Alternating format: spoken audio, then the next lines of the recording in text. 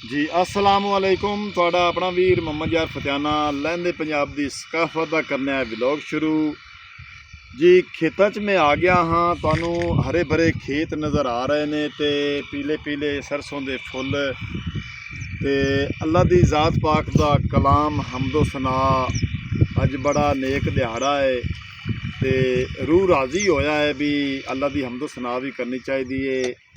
अज मैं अपने दोवां बेटियां दी आवाज़ च मैं लजपालां दे लड़ लगियां मेरे तू गम परे रहंदे मोहम्मद फैज़ान ते मोहम्मद अयान दी आवाज़ च मेरे तू गम परे रहंदे मैं लजपालां दे लड़ लगियां मेरे तू गम परे रहंदे मैं लजपालां दे लड़ लगिया मेरे तू गम परे रहंदे मेरी आसां उम्मीदां दे मेरी आसां उम्मीदां दे सदा बूटे हरे रहंदे मैं लजपालां दे लड़ लगिया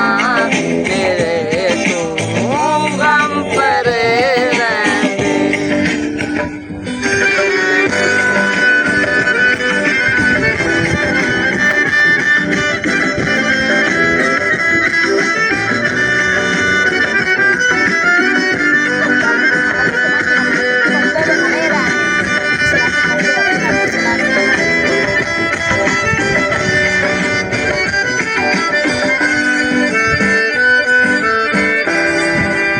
कदे भी लोड़ नहीं पैंदी मैनू दर्द तू मंगने दी कदे भी लोड़ नहीं पैंदी मैनू दर्द तू मंगने दी मैं लजपालां दा मंगदा मैं लजपालां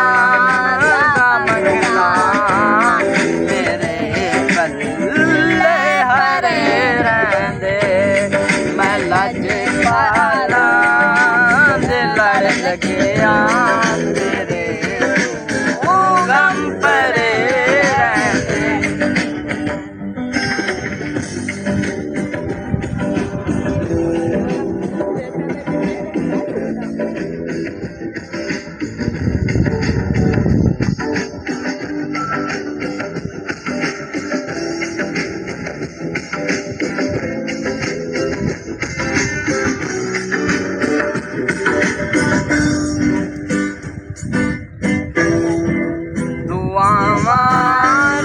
करो सैयो मेरा मुर्शद ना रुस जावे दुआ मारल करो सैयो मेरा मुर्शद ना रुस जावे जिना दे पीर रुस जावन जिना दे पीर रुस जावन जो भी मरे रहंदे मैं लजपालां दे लड़ लगिया मेरे तू गम परे रहंदे।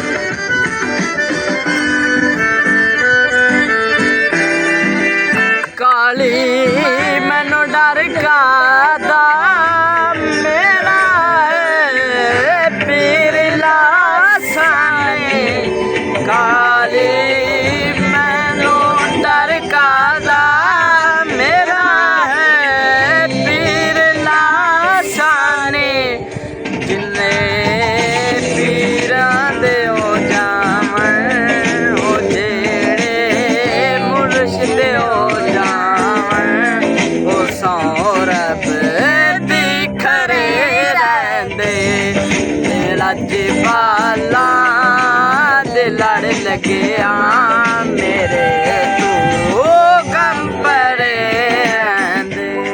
ਮੁਹੰਮਦ ਫੈਜ਼ਾਨ ਤੇ ਮੁਹੰਮਦ ਅਯਾਨ ਮੇਰੇ ਦੋਨਾਂ ਬੇਟਿਆਂ ਦੀ ਆਵਾਜ਼ ਵਿੱਚ ਸੂਫੀਆਨਾ ਕਲਾਮ ਮੈਂ ਲਾਜਪਾਲਾ ਤੇ ਲੜ ਲੰਗੀਆਂ ਮੇਰੇ ਤੂੰ ਗਮ ਪਰੇ ਲੈਂਦੇ।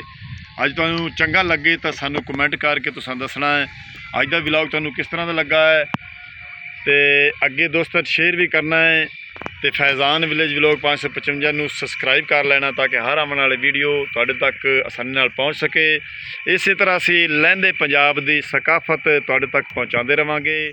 ਹੁਣ ਤੁਹਾਡੇ ਕੋਲ ਤੁਹਾਡਾ ਆਪਣਾ ਵੀਰ ਮੁਹੰਮਦ ਯਾਰ ਫਤਿਆਨਾ ਲੈਂਦਾ ਇਜਾਜ਼ਤ। ਆਪਣਾ ਢੇਰ ਸਾਰਾ ਖਿਆਲ ਰੱਖਣਾ, ਸਾਨੂੰ ਦੁਆ ਯਾਦ ਰੱਖਣਾ। ਕੱਲ੍ਹ ਮਿਲਾਂਗੇ ਨਵੇਂ ਵਲੌਗ ਨਾਲ, ਤਬ ਤੱਕ ਅੱਲਾ ਹਾਫਿਜ਼।